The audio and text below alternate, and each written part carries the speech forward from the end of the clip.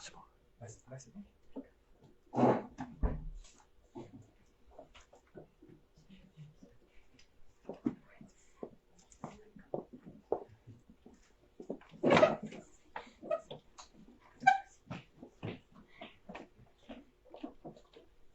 Bien, bonjour à tous.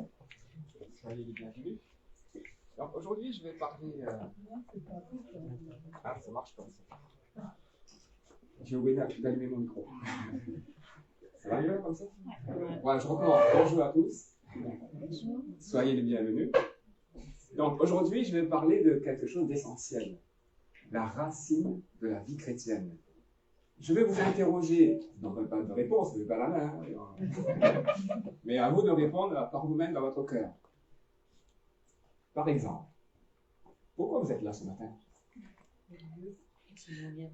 Pourquoi vous m'écoutez? Et ce que je vais vous dire, qu'allez-vous en faire? Chaque dimanche, qu'en faites-vous? C'est important ça. Jésus dit, attention à la façon dont vous entendez. Celui qui a, il aura plus, et celui qui pense avoir, on leur ramène ce qu'il a. Donc, on n'écoute pas de manière passive.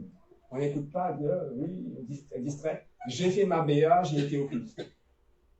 Si aller au culte pour vous, c'est une BA, bonne action, vous êtes religieux. Si c'est pour vous donner bonne conscience, vous êtes religieux. Si vous priez pour avoir bonne conscience, vous êtes religieux. Si vous priez pour plaire à Dieu, vous êtes religieux. Dieu ne cherche pas votre prière. Il vous cherche vous. Comme disait Clément tout à l'heure, ton âme, elle est comment? Qu'est-ce qu'elle recherche avidement? Quelle est la priorité de ton âme? Sauver ta vie, tu la perdras. Vous savez que dans les évangiles, j'ai relevé au minimum 6 endroits où Jésus dit « Celui qui voudra sauver sa vie la perdra ». Dans Matthieu 10, Matthieu 16, Marc 8, Luc 9, Luc 14, Luc 17. Les 3 évangélistes qui ont sorti ça au moins 6 fois, peut-être même plus. Ça veut dire c'est important. Il dit « Celui qui va vouloir sauver sa vie la perdra ».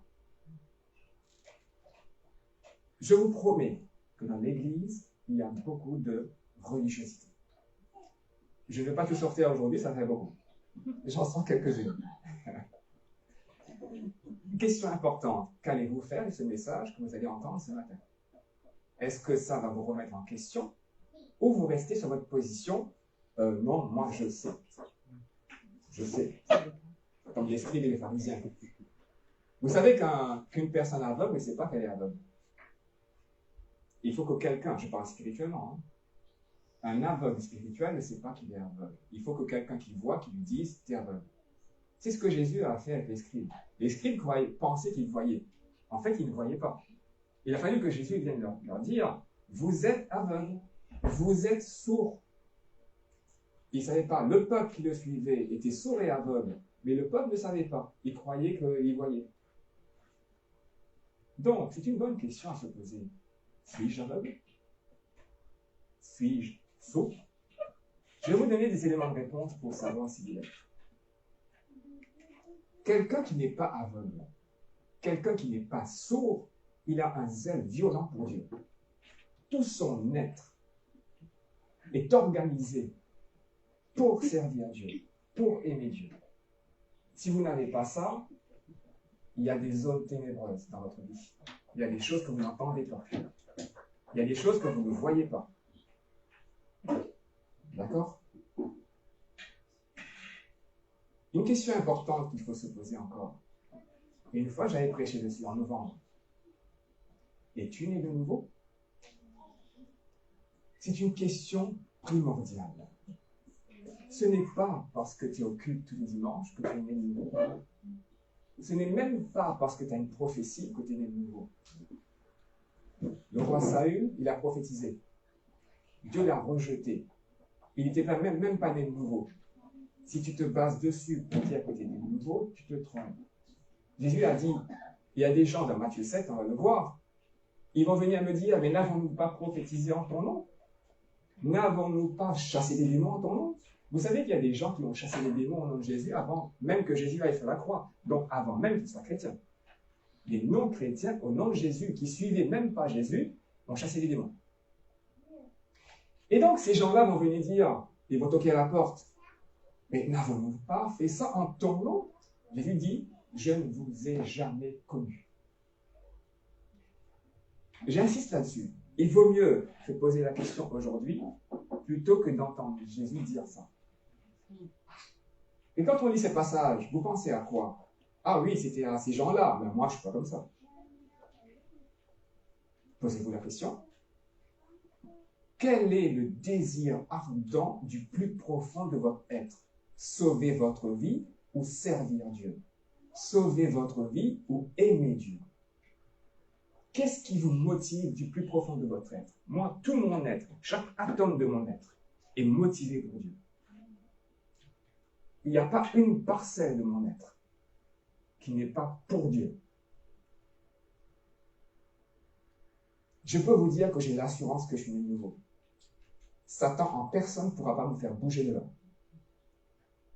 La terre entière peut être contre moi, je vous dis, je ne bougerai pas. Jésus est mon rocher. Je n'étais pas comme ça. Il a fallu un jour que je prenne cette décision. Réussir ma vie ou servir Dieu. Les deux ne vont pas ensemble. On ne peut pas réussir sa vie et servir Dieu. Jésus le dit dans les évangiles, vous l'avez au moins 6 fois. Il dit, celui qui voudra sauver sa vie. Ça veut dire quoi? Faire les choses que j'ai envie. Mettre en premier mes priorités. Réussir ma carrière professionnelle. Réussir dans le domaine financier, l'argent, avoir plein de choses. Ce que je pense être prioritaire, c'est ce que je fais. Dieu passe en annexe. Au lieu que Dieu soit le sommet, le chapitre 1 jusqu'au dernier chapitre, Dieu passe dans le chapitre annexe. Et on se donne bonne conscience parce qu'on se dit, mais il est quand même là. Je donne quand même ma dîme. Je prie quand même 10 minutes par jour, quand même. Tu te rends compte, 10 minutes? Je lis un chapitre par jour. Je vais au culte tous les dimanches. Je ne fais pas de mal à mon voisin. Jésus risque de vous dire, je ne t'ai jamais connu. Il vaut mieux que ce soit moi qui vous le dise, plutôt que ce soit lui. Des fois, on a une image de Jésus, le mielleux, le tout doux, le gentil, jamais qui hausse la voix. Celui qui n'est pas capable de faire mal. Vous vous trompez. Il a pris une corde, il a fait un fouet, il a viré tout le monde du temple. Ça, c'est un homme. Même pas peur. Il n'avait pas peur d'affronter les gens. Vous savez pourquoi il n'a pas peur? Parce qu'il n'a pas peur pour sa vie. Si vous avez peur pour votre vie, si vous avez peur de perdre quelque chose, vous n'êtes pas avec lui. Vous devez d'abord tout perdre pour l'avoir lui. Vous ne pouvez pas l'avoir lui et garder les choses. C'est pour ça qu'il le dit, il le redit, il le redit. Tu dois perdre ta vie pour que moi, Jésus, je la sauve. Et que veut dire perdre sa vie? Souvent, on se dit, mais... Et on chante, et on lève la main, et on pleure, on dit, Seigneur, je te donne ma vie. Et on sort du culte content. Ça y est, Seigneur, je t'ai donné ma vie. C'est pas ça, perdre sa vie. Perdre sa vie, c'est sur le terrain. Jour après jour, chaque décision que tu vas prendre, les parties que tu vas garder, ta forteresse, ton lieu sûr, ton trésor, il faut le donner. Donner. Donner. Jour après jour. Jusqu'à ce que Dieu dise, c'est bon, j'ai ta vie. Il a fait ça avec Abraham. Quelle est l'histoire d'Abraham? Il dit à Abraham, quitte ta patrie, quitte tes parents, quitte là où tu as vécu, quitte cette sécurité et va dans le pays que je te donnerai, à toi, ta postérité. Première chose qu'il demande, abandonne ton environnement. Est-ce que Dieu avait vraiment besoin qu'il soit à droite plutôt qu'à gauche? Non, il fallait déraciner ce que Abraham possédait. Vous savez ça que Matthieu 5, heureux les pauvres en esprit. C'est pas... Abraham n'a pas donné en théorie, il n'a pas dit « Éternel, je te donne tout ». Non, il a fallu que pendant des années, il donne et il redonne et il redonne. La dernière chose que Dieu lui a demandé, Isaac. Le jour où il a donné Isaac, il n'avait plus rien à perdre. Chaque atome de sa vie a été donné. C'est pas en théorie qu'on donne, c'est pas dans un chant. On peut le chanter, c'est bien. Mais si après l'acte ne suit pas, votre chant, il est creux. Vous connaissez 1 Corinthiens 13. Vous pouvez faire des BA à n'en plus finir, à impressionner les gens. Mais si vous n'avez pas l'amour, cet amour qui vient de Dieu, ce zèle ardent, c'est rien devant Dieu. Donc, aujourd'hui, je me pose la question. Qu'est-ce qui te motive au plus profond de toi? Tu veux paraître bien ou tu veux être bien? Tu veux faire semblant d'aimer Dieu ou tu veux vraiment aimer Dieu? Tu veux être un chrétien tiède ou un chrétien bouillant? Ou peut-être même être chrétien si tu n'es pas. Posez-vous les bonnes questions. Ne regardez pas le voisin.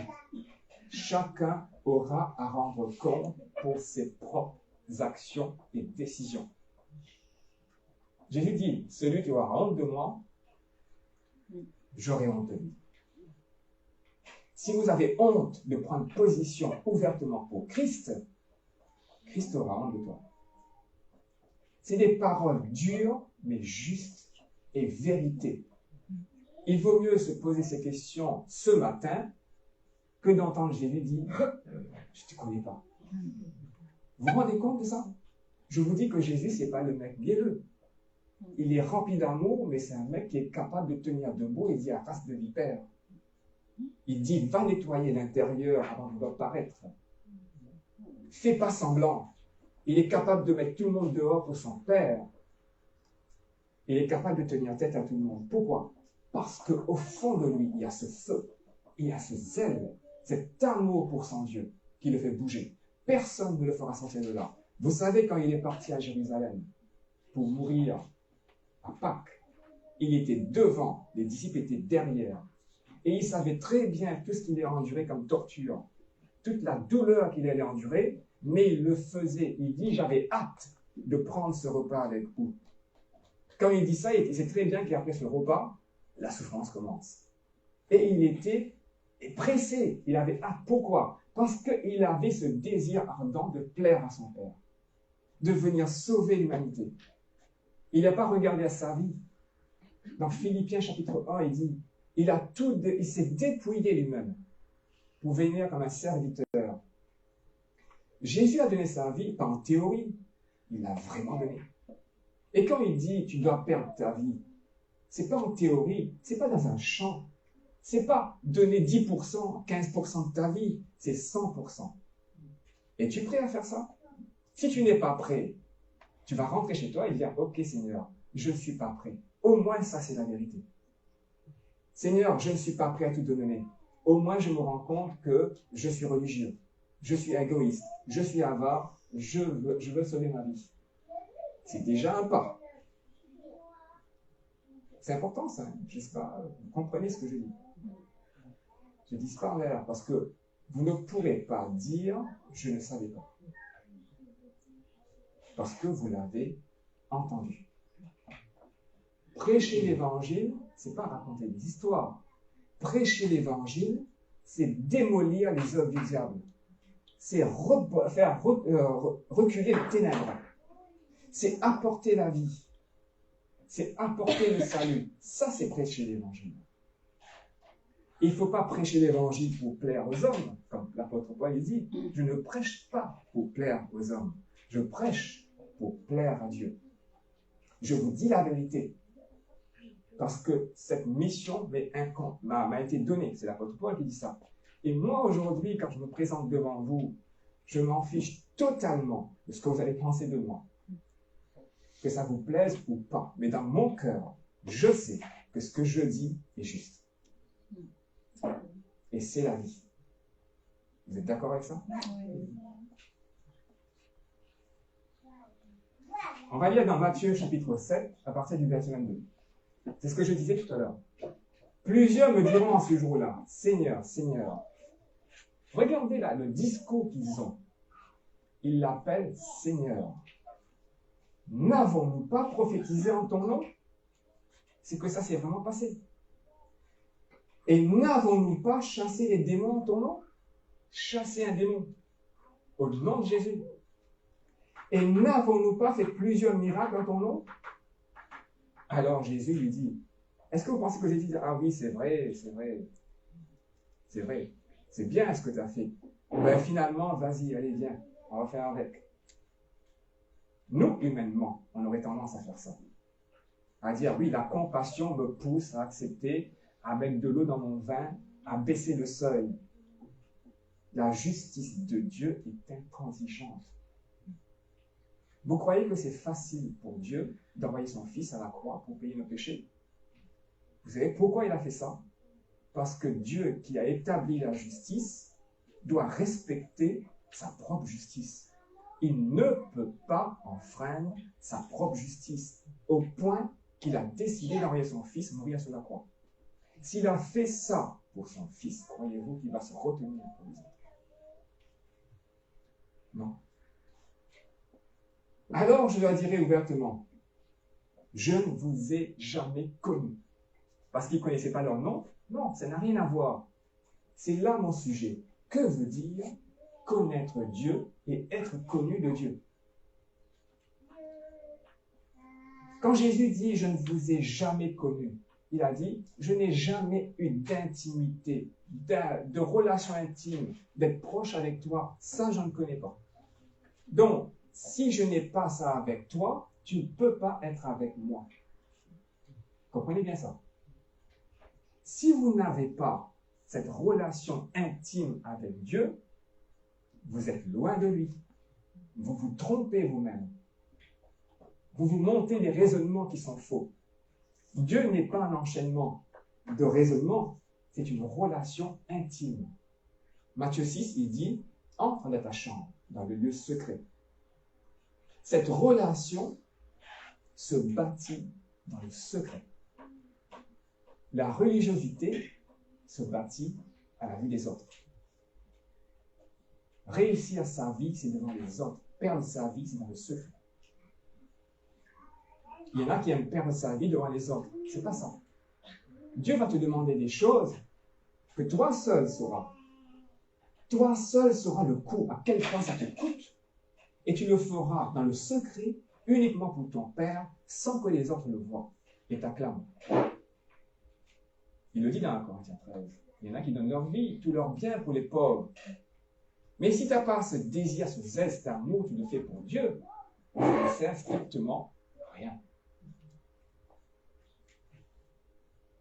Quelle est ta vie intime avec ton Père dans le secret? Déjà, est-ce que ça existe? Si tu n'as pas de relation intime dans le secret, tu n'as pas de relation. Ce que tu as, c'est des bonnes actions, des œuvres, la loi, la religiosité.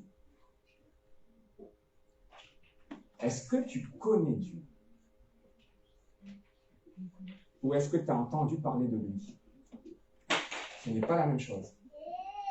La femme qui avait une perte de sang a entendu parler de Jésus. Les disciples ont suivi Jésus.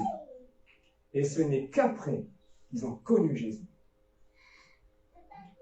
Jésus dit, je connais mes brebis et mes brebis me connaissent. C'est dans les deux sens. C'est une relation qui se tisse dans le secret.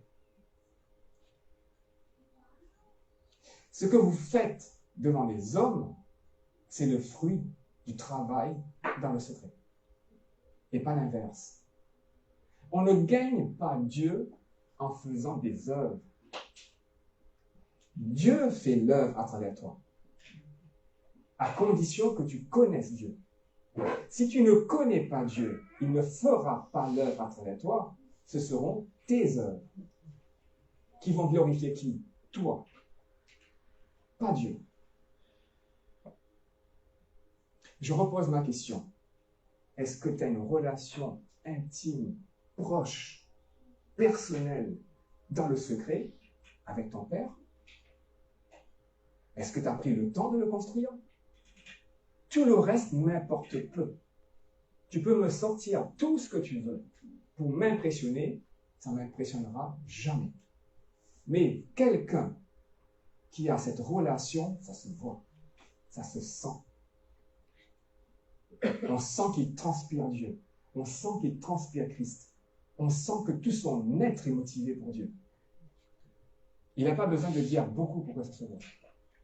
Quand Jésus, dans le chapitre 14 de l'évangile de Jean, Philippe lui dit, mais je ne sais pas où tu vas. Jésus dit, mais depuis le temps que je suis avec toi, tu n'as pas vu le Père? En gros, il dit, je suis tellement imprégné de mon Père que quand tu me vois, tu vois le Père. Et l'apôtre Paul, quand il dit, je suis venu prêcher quoi? Il est venu prêcher Christ. Et comment il prêche ça? Il faut que Christ habite en lui, vive en lui et fasse les œuvres à travers lui, pour que les gens voient non pas Paul, mais ils voient Christ. Sinon, ils voient une connaissance. Et aujourd'hui, ce matin, je veux vous dire, mettez en cause votre connaissance et construisez votre relation. Le temps est court. Chaque jour qui passe compte. Chaque heure qui passe compte. Travaillez dans le secret. Remettez en cause ce que vous croyez savoir. Vérifiez votre fondement. C'est solide ou pas? Si vous écoutez la parole de Dieu, si tout ce que le Saint-Esprit vous dit, vous ne mettez pas en pratique, votre raisonnement est faux, votre fondement est fragile. Il y a des lois spirituelles comme ça. Matthieu 6. Et quand tu prieras, ne fais pas comme les hypocrites. Il y a deux façons de prier. Il y a la prière pour se donner une bonne conscience. Si je n'ai pas prié aujourd'hui, et si jamais le pasteur me demande d'as prié, mince, je ne pourrais pas lui dire que j'ai prié parce que je n'ai pas prié. J'ai prié 10 minutes, ça va. Je peux aller, je peux dire, ok, j'ai prié. Est-ce que vous faites comme ça? Est-ce que vous faites comme ça parce que l'autre, votre conjoint, votre mari, votre enfant, votre parent, n'a pas vu que vous avez prié aujourd'hui, donc il faut que je rentre ma chambre, faire ma clé, dire, ça y est, j'ai fait, ou j'ai lu ma Bible. Pourquoi priez-vous? Est-ce que vous priez pour convaincre Dieu? Pas bon. Est-ce que vous priez pour qu'il vous aime? Pas bon. Posez-vous la question. Pourquoi vous priez? Quand tu prieras, est-ce que Dieu est pour vous le Dieu des bénédictions? Le Dieu vers qui je vais quand j'ai un problème? Le sauveur de mes problèmes? Si c'est ça votre Dieu, vous n'avez pas connu le Père. Vous avez connu la puissance de Dieu, mais vous n'avez pas connu le cœur de Dieu. La personne. Vous avez connu ce qu'il est capable de faire, mais vous n'avez pas connu qui il est. Il ne faut pas chercher ce qu'il peut vous donner ou faire pour vous. Cherchez qui il est. Point. Et ce qui il est va faire les choses à travers vous. Il faut remettre les choses en place. On ne fait pas les choses pour trouver Dieu, pour pousser Dieu, pour convaincre Dieu, pour connaître Dieu. Dieu vient se révéler. Si Dieu n'avait pas choisi de se révéler, vous pourriez faire ce que vous voudrez. Vous ne le trouverez jamais. C'est parce qu'il se révèle à vous, il est à côté de vous, que vous pouvez le chercher. Et lorsque vous mettez tout votre zèle, tout votre cœur, tout votre être dans cette recherche, et c'est là uniquement et dans le secret que vous le trouverez. Et lorsque vous l'avez trouvé et connu, les fruits, les œuvres qui vont sortir ne seront plus à votre gloire, mais à la gloire de votre Père. Et quand tu prieras, ne fais pas comme les hypocrites, car ils aiment à prier se tenant debout dans les synagogues. À l'époque, c'était une coutume. On priait dans les synagogues debout. Aujourd'hui, on n'a pas ça. Mais aujourd'hui, on peut, tous les cultes, il faut que je prie à haute voix. Je ne vous dis pas que c'est mal de prier à haute voix, attention. Ne me faites pas dire ce que je n'ai pas dit. Ou alors, dans toutes les réunions, il faut que je prie. Ou alors, il faut que je prie 15 minutes par jour. Peu importe la forme que vous lui donnez. Pourquoi priez-vous? Qu'est-ce que Jésus dit là-dessus? Afin d'être vu par les hommes, je vous dis en vérité qu'ils reçoivent la récompense. Il y a deux sortes de récompenses. Il y a la récompense que les hommes vous donnent il y a la récompense que Dieu te donne. Celui qui fait les choses pour être vu, qui est religieux, il a sa récompense. Sa conscience est apaisée, les hommes vont acclamer, ils disent ouais que tu es super, qu'est-ce que tu es pieux, qu'est-ce que tu es bien, qu'est-ce que tu es ceci, etc. D'accord? Et on repart tout content. Après un jour, Jésus risque de vous dire je ne vous connais pas. Je vous dis en vérité qu'ils reçoivent leur récompense. Mais toi, quand tu pries, c'est Jésus qui le dit. Toi, quand tu pries, entre dans ta chambre et ayant fermé ta porte, prie ton Père qui est dans ce lieu secret. Et le secret pour qui? C'est un rendez-vous où il n'y a que le Père et toi. Il n'y a personne d'autre qui voit. Et ton Père qui voit dans le lieu secret te le rendra publiquement. Que veut dire te rendre? Est-ce qu'il va monnayer de ce temps-là? Il va te dire c'est 2 € l'heure? Qu'est-ce qu'il va te rendre? Qu'est-ce que tu fais pour qu'il te rende quelque chose? C'est une bonne question, ça, non? Dans ce lieu secret, tu vas apprendre à le connaître, qui il est. Souvent, je n'ai pas le temps de parler de la prière. Nous confondons prier et demander. Dès qu'on dit prier, ok, on va demander quoi? Vous n'avez pas ce réflexe? On va faire une réunion de prière. Tu t'unisses. Et on a prié. Vous sortez de là. Vous avez grandi dans l'intimité? Le matin, quand vous priez, posez-vous la question.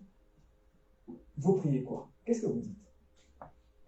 Combien de temps vous demandez et combien de temps vous passez à remettre?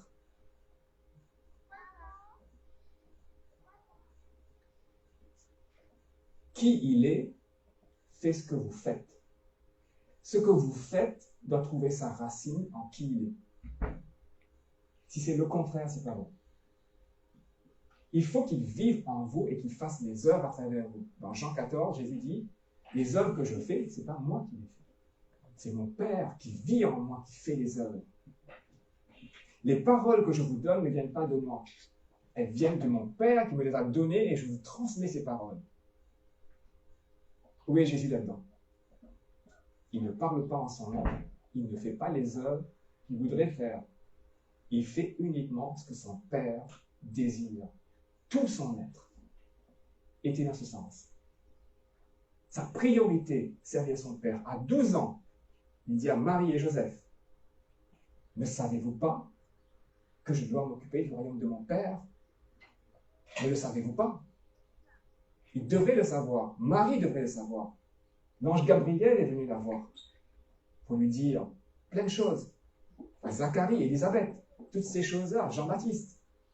Il y avait une mission. Et Jésus, à 12 ans, il dit, mais ne sais-tu pas que je dois mettre tout mon être, m'occuper des affaires de mon Père? Et ton Père qui va dans le secret, tu le rendras. Tout à l'heure, j'avais évoqué ce passage dans Corinthiens. On va le lire ensemble. Regardez bien. Dans le passage de Matthieu 6, il parle de 3 choses. Il parle de prier, faire l'aumône et jeûner. D'accord? Il dit quand tu fais l'aumône, ne sonne pas la trompette, tout le monde le voit. Bon, ok, on va donner discrètement. Mais des fois, on a envie de faire des choses et de faire en sorte que les gens sachent que j'ai fait ça. Et quand ils le savent, je suis content. Voilà, quand on jeûne, quelque part, des fois, on laisse savoir, on laisse glisser une petite info pour dire j'ai jeûné. Ou alors, on va raconter l'histoire. Ouais, j'avais jeûné une semaine. Ouais. Pourquoi jeûnes-tu? Est-ce que tu crois que Dieu prend plaisir quand tu ne manges pas? Posez-vous la question. Je n'ai pas le temps de m'étaler ici. Est-ce que tu crois que Dieu dit ah, super, il va manger? Posez-vous la question pourquoi vous jeûnez? Quand je parlerai les langues des hommes, même des anges, j'ai enlevé la partie après, et quand même j'aurai le don de prophétie, et quand je connaîtrai tous les mystères, toute la science de la connaissance, et quand même j'aurai toute la foi jusqu'à transporter les montagnes, et quand même je distribuerai tous mes biens pour la nourriture des pauvres, et quand même je livrerai mon corps pour être brûlé. Si je n'ai pas l'amour, ça ne me sert de rien. Mais ça ne me sert de rien auprès de qui? pas auprès des hommes. Les hommes vont t'acclamer.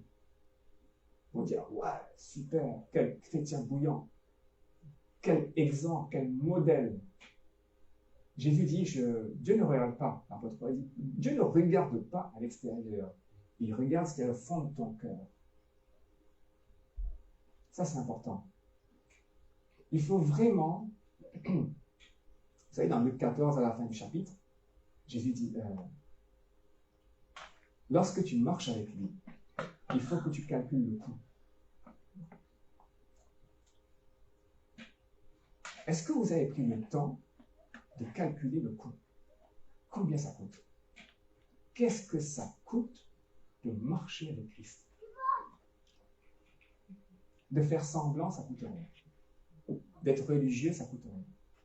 Et de vraiment marcher avec lui, perdre sa vie, ça coûte. Ça coûte énormément. Vous avez le choix. Cela ne me sert de rien.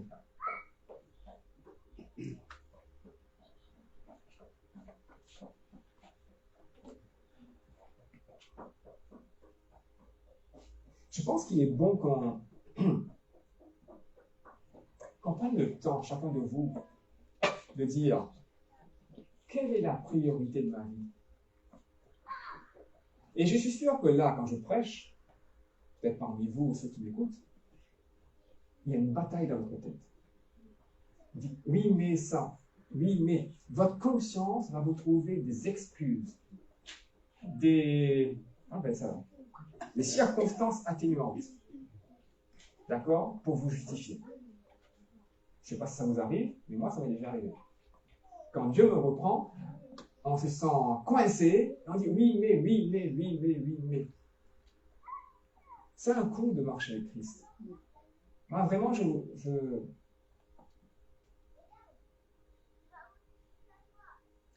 Vous savez que le temps qu'on passe sur terre, c'est un privilège. C'est une grâce.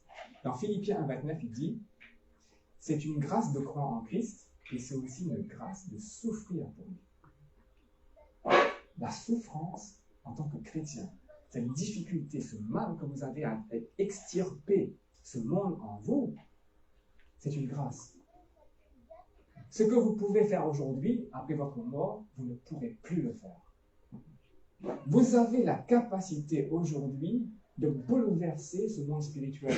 Vous avez tout ce qu'il faut en tant que chrétien pour repousser les ténèbres, prendre le dessus sur les démons, détruire les œuvres du diable, amener les gens à la vie. Mais ça, pour ça, il faut connaître Dieu intimement. Ce n'est pas une connaissance biblique qui va t'amener à ça. On peut étudier l'hébreu, le grec, tout ce que vous voulez pendant des années. Étudier la Bible ne révèle pas Dieu. Dieu ne s'étudie pas. Dieu se connaît dans le lieu secret. Il y a des gens qui pensent que, à force d'étudier, je vais être très proche de Dieu. Non. Dieu ne s'étudie pas. Dieu se connaît. Parce quoi? Parce qu'il se laisse trouver. Si Dieu n'avait pas choisi de se laisser trouver, jamais on n'en serait là aujourd'hui. Donc, il est important de se poser les bonnes questions. Ce privilège, cette grâce que vous avez aujourd'hui de porter le nom de Christ, d'entendre l'évangile, vous savez, ce mystère des siècles que les anges, les prophètes, tout le monde a voulu comprendre, connaître, plonger leur regard dedans, ils n'ont jamais su ce que c'était. Et vous y êtes, vous baignez dedans. Connaissez-vous sa valeur? Connaissez-vous la valeur du nom de Jésus? Connaissez-vous la valeur d'être né de nouveau? Je ne sais pas, moi, quand je pense à ces choses, ça m'excite, ça me fait bouger, j'ai envie d'exploser. J'aimerais autre chose. Quand je prêche,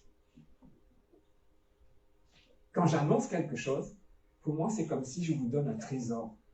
C'est pas comme si, c'est...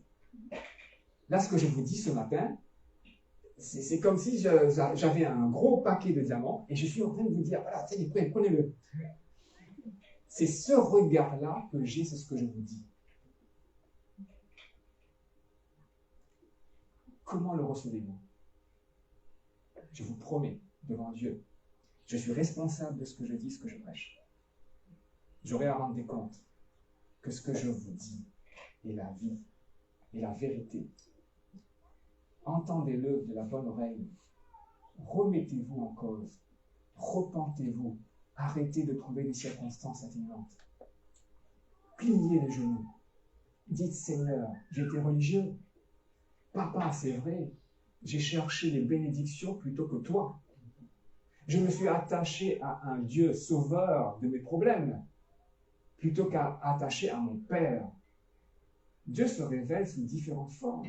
Il y a le Dieu puissant, il y a le Dieu qui pourvoit, et puis il y a le Père.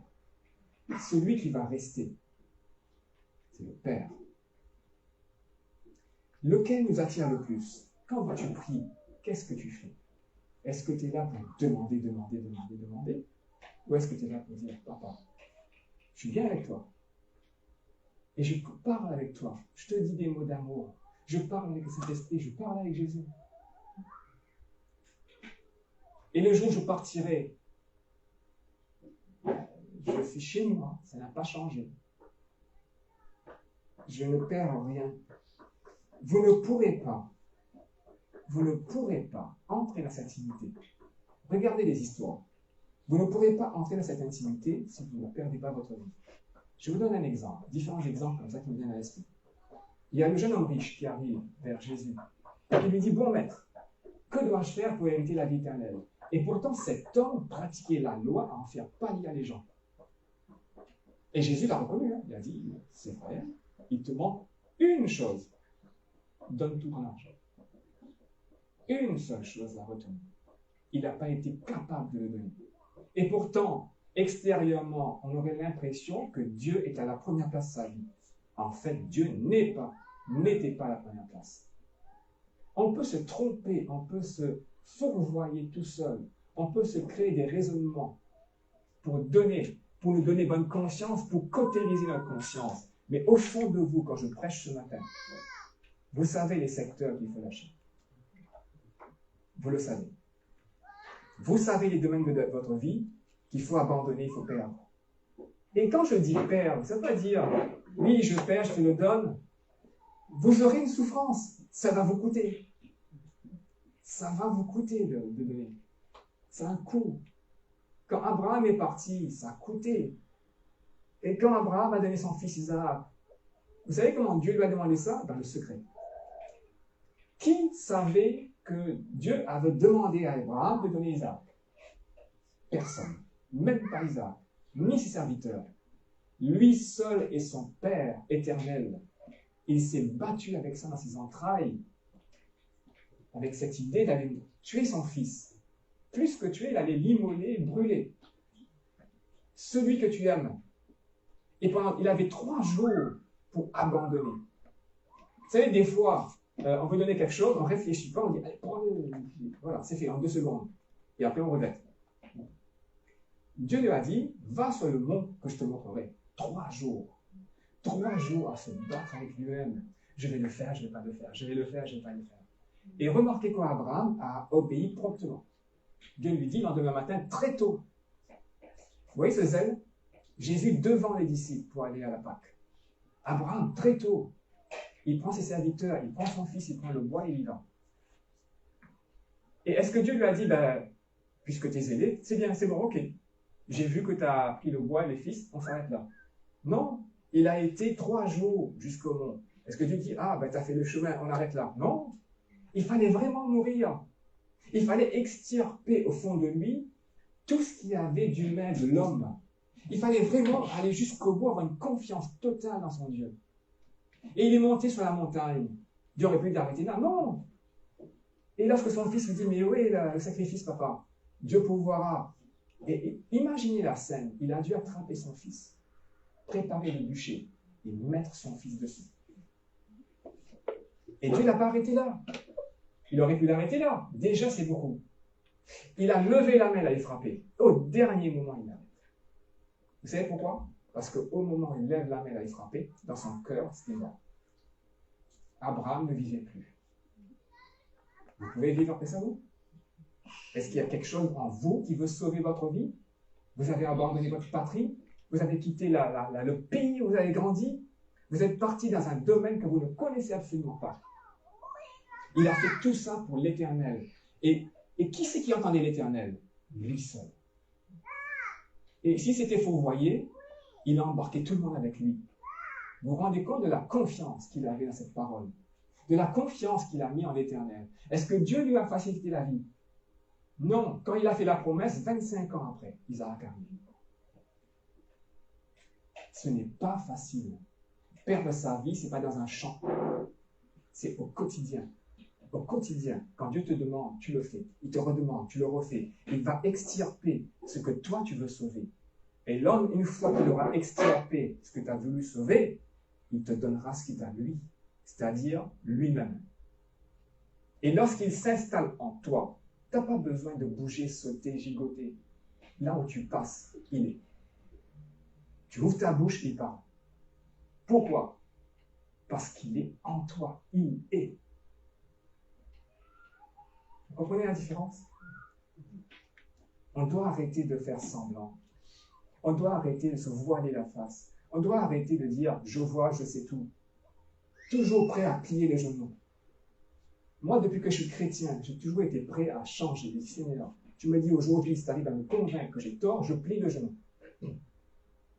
Sur n'importe quelle vérité que j'ai comprise. Et je peux vous dire que j'en ai pas qui veut changer. J'ai dû plier le genou. Non, c'est faux. Je corrige, je change, je change, je change. Et ça coûte de changer. Ça coûte de faire autrement. Ça coûte. Il y a un coût. Il faut calculer le coût.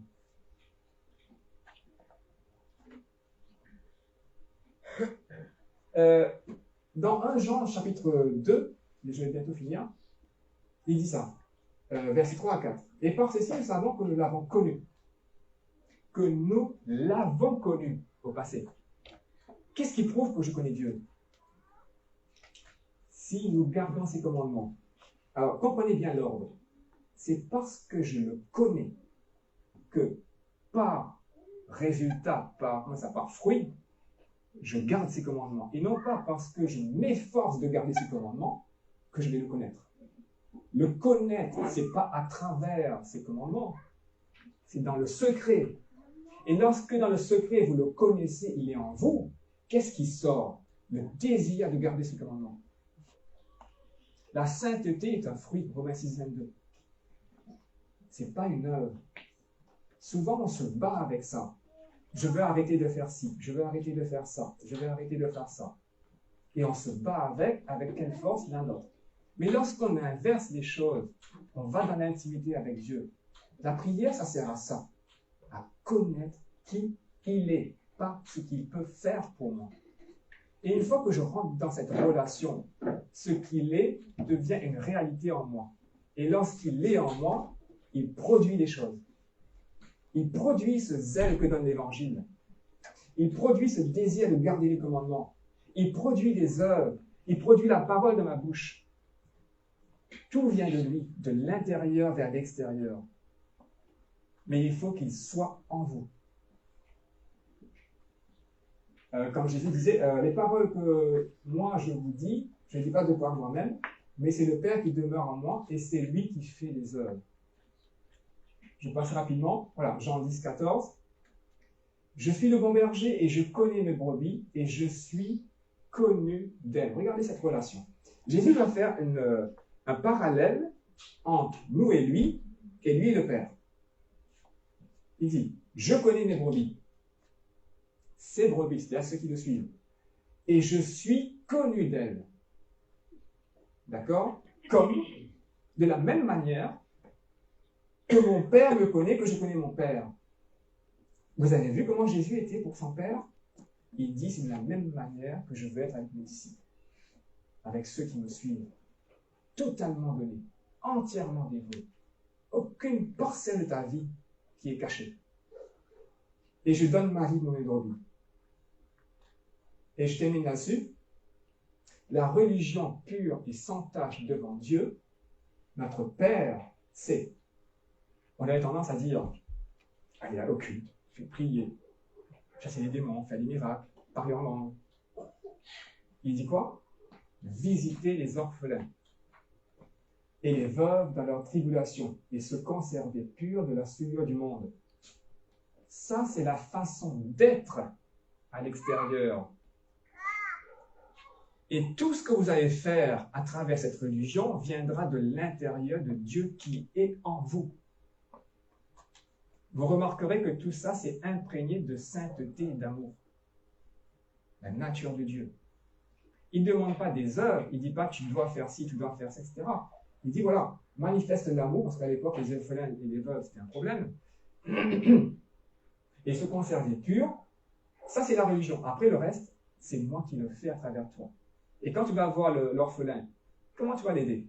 Qui va l'aider? Toi? C'est moi à travers toi. La veuve, c'est moi à travers toi. Comment tu vas te garder pur? C'est le fruit de la sainteté. Romains 6, 22. Dieu fait à travers toi. Jean 7, des fleuves d'eau vive couleront de votre sein. Et il parlait du Saint-Esprit, de l'intérieur vers l'extérieur. La religiosité fait de l'extérieur vers Dieu. Ça ne marche pas. C'est Dieu qui vient chez toi, Jean 14, 21. Il vient faire sa demeure avec Christ, le Père et Jésus, et de l'intérieur, la vie sort. Et s'il n'y a pas cette vie à l'intérieur, qu'est-ce que tu vas faire sortir? Des semblants. Il faut que la vie entre en toi. La vie est déjà dans ton esprit, mais comme on a chanté ce matin, dans ton âme. Est-ce que ton âme est vivante? Est-ce que ton âme a été travaillée par la parole de Dieu? D'accord? Bon, je vais m'arrêter là. Et on va prier ensemble. Papa, je te remercie pour cette parole, cette vérité. Ce que je te demande, papa, c'est que pour chacun de ceux qui sont là aujourd'hui, et ceux qui m'écoutent sur le réseau,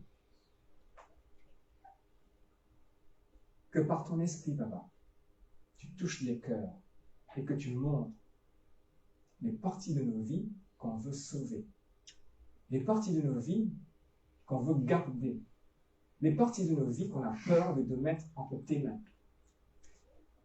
Je te remercie pour ton œuvre, je te remercie pour cette parole qui va agir, je te remercie pour l'œuvre du Saint-Esprit dans nos cœurs. Amen.